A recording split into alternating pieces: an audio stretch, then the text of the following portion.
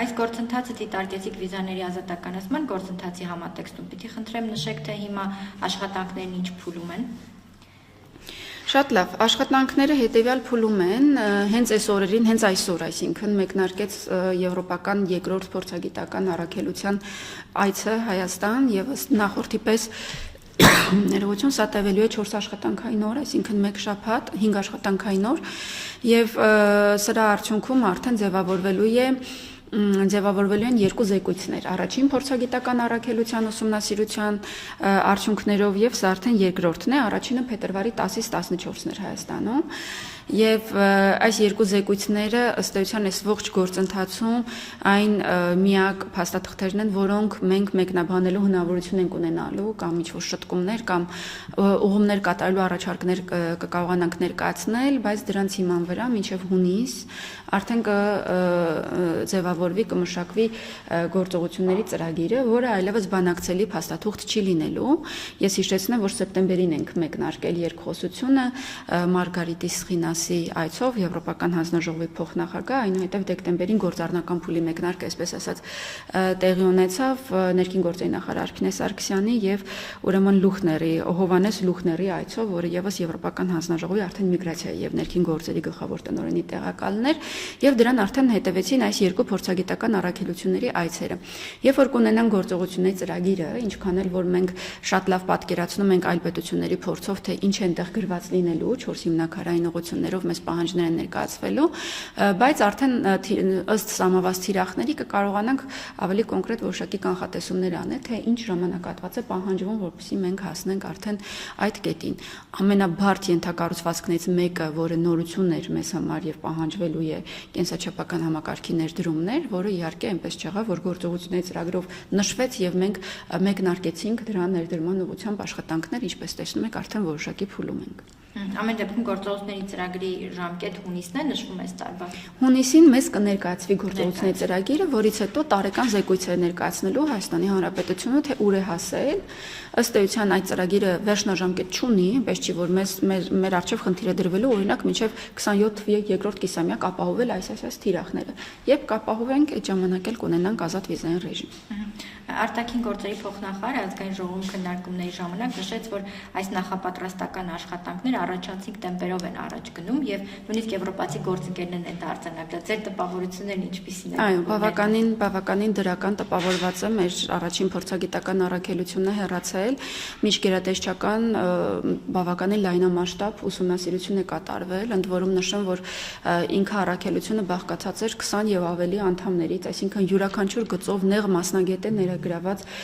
խմբում եւ սա այլևս քաղաքական խոսակցություն չէ, այստեղ չեն մասնակցում որոշում կայացնողներ, քաղաքականություն մշակողներ, սա հենց աշխատանքային մակարդակում կատարվող գործընթաց է, այսինքն բաժնի պետը կամ ստորաբաժանման ղեկավարը ինքն է ներկայացնում գործընթացները, պատասխանում այդ պահին ծնվող հարցերին, այստեղ դժվար է փաթեթավորել իրավիճակը նախապես եւ դրա կարիքն էլ չկա իրականում, որովհետեւ եթե ներկայանանք ավելին, քան ունենք, արդյունքում այդ թիրախներին հասնելու իմաստով ավելի շատ գործ կունենանք անելու։ Այստեղ պետք է շատ անկեղծ լինել եվրոպացի գործընկերների հետ եւ մեր բոլոր process-ները հատկապես միգրացիայի կառավարման համատեքստում, իրավապահ մարմինների, մարդու իրավունքներին առնչվող եւ իհարկե անձնական տվյալների պաշտպանության համատեքստում խոշորացույցով քննվում են մեր գործընկերների կողմից եւ տեսնենք արդեն զեկույցներում ինչ արձանագրումներ կունենան, բանավոր տպավորությունները բավականին բարձր էին։ Այս գործընթացում մասին, երբ որ մենք խոսում ենք, հասարակությունը հիմնականում կենտրոնանում է ժամկետների վրա։ Եթե չեմ սխալվում, Մոլդովայի պարագայում 4 տարի էր, Վրաստանի պարագայում 5 տարի էր։ Իհարկե դժվար է ժամկետներ նշել, բոլոր պաշտոնյաներն էլ խուսափում են, բայց ձեր դիտարկմամբ մոտավորապես ինչ ժամկետում կարող ենք վստահ լինել, որ ազատականացումը գործնականում։ Դե առնվազն վստահ լինել, բառակապակցությունը այստեղ չեմ օգտագործի, բայց կնշեմ, որ համադրելի մի ժամկետ էլ մենք պետք է մտքում ունենանք 4-ից 5 տարի, այո։ Շատ լավ։ Այս թեմայի հետ կապված մեր գործընկերները հարցեր ունեն։ Խնդրեմ։ Նորից Արմենիա,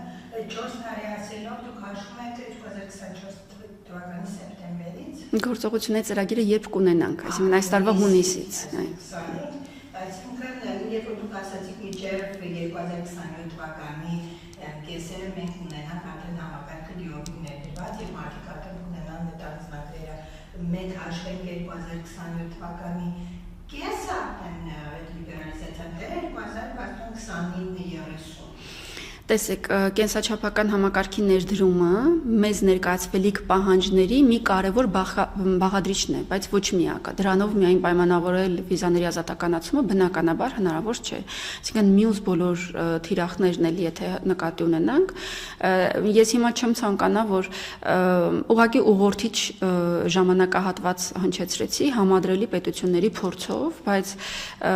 ուրեմն սա որպես հիմք ընդունել եւ վերլուծություն անել վաղ է, առնվազն պետք է ունենանք գործողությունների ծրագիրը, տեսնենք ինչ է այնտեղ գրված, ինչ է մեզնից պահանջվում, ինչ իրավիճակ ունենք մենք, մեկ ուրիշ օրինակ թիրախել այնտեղ լինելու է Հայաստանի Հանրապետության քաղաքացի հանդիսացող ապաստան հայցողների թիվը,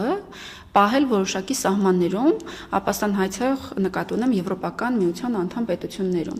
Եվ մենք օրինակ վերջին 2 տարիներին 23 թվականին 5000-ը գերազանցող ցուցանիշ ենք ունեցել, 2024-ին 6000-ը գերազանցող ցուցանիշ ենք ունեցել։ Հիմա գուցե, ես չգիտեմ թվային արտահայտություն տակ ունենա թե ոչ, մեզ պահանջ առաջադրվի այդ թիվը հասցնել, չգիտեմ, տարեկան 2000-ի։ Հիմա մենք պետք է մարդկանց միգրացիոն վարքագիծ փոխենք, ընկալում փոխենք, իրավագիտակցություն փոխենք։ Երբ կունենանք, իսկ թվերը, այսինքն չեն խափում երբեք, մենք երբ կունենանք մի իրավիճակ, երբ որ արտագաղթի հիմնական լուծումը մեր միջին վիճակագրական քաղաքացին չի տեսնում եվրոպական պետությունում ապաստան հայցելու, այն է թե ժողովրդի լեզվով ասած հանձնվելու մեջ, դա իհարկե նաև ձեր աշխատանքն է, նկատի ունեմ այստեղ առանց զանգվածային լրատվության միջոցների եւ այսպես ազդեցիկ խոսք ունեցող սուբյեկտների, օբյեկտների դերակատարման հնարավոր չէ պատկերացնել։ Դրա համար մի քիչ հարաբերական են հիմա ժամկետները, որ հնչեցնում ենք։